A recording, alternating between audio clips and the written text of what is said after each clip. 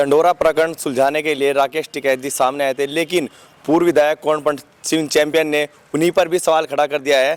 तो उसी पर बातचीत करने के भारतीय किसान यूनियन से अरुण राणा जी है। जी राणा जी, किस तरीके से देख रहे हैं इतना प्रकरण चल रहा है जो ये? भाई हमें पता लगा मीडिया के माध्यम से, भाई टिकैत साहब वहाँ पहुँचे और टिकैत साहब ने प्रयास किया दोनों का समझौता हो जा। दोनों ऊंचे समाज से हैं और टिकैत साहब को यूँ बहुत सही समय पर प्रयास शुरू किया। एक जिम्मेदार आदमी है टिकैत साहब। उन्होंने देखा कि भाई इसमें समाज में बहुत दोनों का नुकसान होगा, तो मैं तुरंत ही बगैर किसी उकसावे के, किसी उसके समझदारी का, सूझबूझ का परिचय देते हुए पहुँचे और प्रयास किया। अब आप लोगों के माध्यम से पता लग रहा कि उसमें कोई उन्होंने मने करी है चैंपियन साहब ने।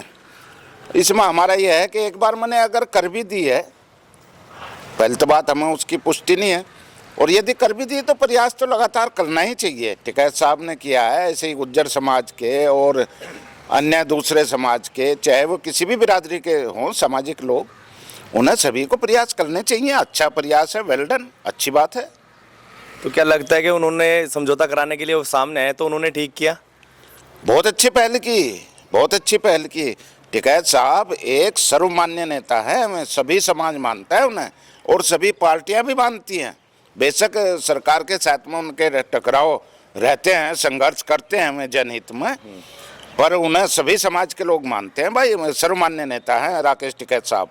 लेकिन वो इस पूरे प्रकरण को सुलझाने के लिए सामने आए, लेकिन चैंपियन साहब ने उन्हीं पर सवाल खड़ा कर दिया है। भाई देखो, ये सवाल तो खड़े होते रह रहे, ऐसा थोड़ा ही है कहीं आग जल रही तो और आग बुझाने वाला उसमें झुलसे ना। तो ये तो एक आग है जिसे टिकैत साहब बुझाने का प्रयास कर रहे हैं और बुझा कर रहेंगे, ऐसी बात नहीं है। उन्हें मानते हैं, चैंपियन साहब भी मानेंगे। उनमें रोष है, गुस्सा है, वो अलग चीज़ है, वो शांत तो होगा एक दिन। लेकिन चैंपियन साहब एक बात और भी कह रहे हैं, लिख रहे हैं कि हमारा और उमेश शर्मा का जो है वो समझौता नहीं हो सकता और उनकी तुलना हमारे से भी नहीं कर सकते। टिकैत साहब को कौन हक देता है कि हमारी तुलना करने का? नहीं, तुलना नहीं कर रही है तो एक आग ना जले। ये थोड़ा ही एक राजा प्रजा से नहीं टकराता है, प्रजा राजा से नहीं टकराती। बहुत देशों में ऐसा हो रहा है कि टकराव हो जाए, राजा साहब रहेंगे, प्रजा साहब प्रजा रहेगी। तो ऐसा नहीं है, और वो भी एक चुने हुए विधायक है, सम्मानित है। राजा साहब की तुलना नहीं हो सकती है तो उनका विवेक है। बाकी समाज के लोग तो इस चीज़ को मानते हैं कि टकराव नहीं होना चाहिए। जी भाई साहब, आप क्या मानते हैं, क्या राकेश टिकैत साहब को इस पूरे प्रकरण में आना नहीं चाहिए था? नहीं, ये बहुत अच्छा किया राकेश टिकैत साहब ने कि वे इस प्रकरण में आए और उन्होंने एक पहल की, इसका स्वागत है।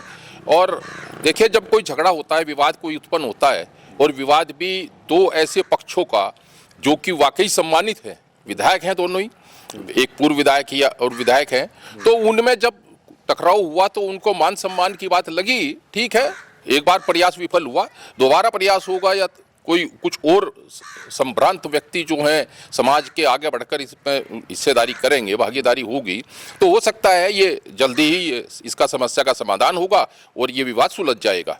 इससे समाज में भी, मैं तो प्रणव साहब से भी अनुरोध ये करूँगा कि समाज में एक मैसेज जाता है कि अगर दो बड़े लोग में आपस में कोई विवाद हो गया, ठीक है, किसी की गलती हो, एक कभी कभी गलती जिसकी ना हो वो भी माफ़ी मांग लेता है, और किसी ने, एक पक्ष ने माफ़ी मांग ली, अगर वे उसको उस संदर्भ में लें और उसको माफ़ कर दें, या जो भी आपका जो मान सम्मान घटा है और उस मान सम्मान के अकॉर्डिंग दोनों ही पक्षों का अगर ये समस्या का, विवाद का कोई का निस्तारण निकल जाता है, तो नीचे के जो समाज है उस पर बहुत बड़ा प्रभाव पड़ेगा और भविष्य में बहुत झगड़े इस तरीके के कम होंगे। तो क्या आपको क्या लगता है कि उमेश शर्मा के कहने पर या किसी अन्य व्यक्ति के कहने पर राकेश टिकैत जी वहाँ समझौता कराने गए थे? नहीं, राकेश टिकैत जी तो बहुत बड़ा उनका वाइड स्कोप है, और राकेश टिकैत जी को आज देश भर में जानते हैं। हाँ भाई, ये किसान संघ के प्रवक्ता हैं, बहुत अच्छे प्रवक्ता हैं, और इस वजह से वो जो है उनको सब वो लीड भी करते हैं। तो उनका तो ये धर्म भी बनता है और कर्म भी बनता है कि किसी भी ऐसे विवाद में, छोटे से छोटे में, बड़े से बड़े में, वो जाएं और वहाँ उसका निस्तारण करें। इसमें किसी ने किसी को कुछ कहा, ये हो सकता है किसी छोटे कार्यकर्ता ने कहीं से विचार आया हो, कोई बात होगी हो, वो दीगर बात है, लेकिन इस तरीके का विचार नहीं है कि भाई उमेश शर्मा जी के कहने से गए, और गए भी हों अगर उनके कहने से, तो बड़ी अच्छी पहल है।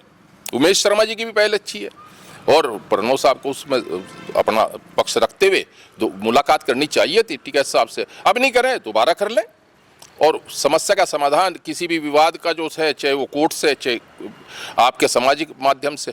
चैंपियन साहब ने कहा है कि हम इस तरीके की बैठकों को अस्वीकार करते हैं, तो उस पर क्या कहना है?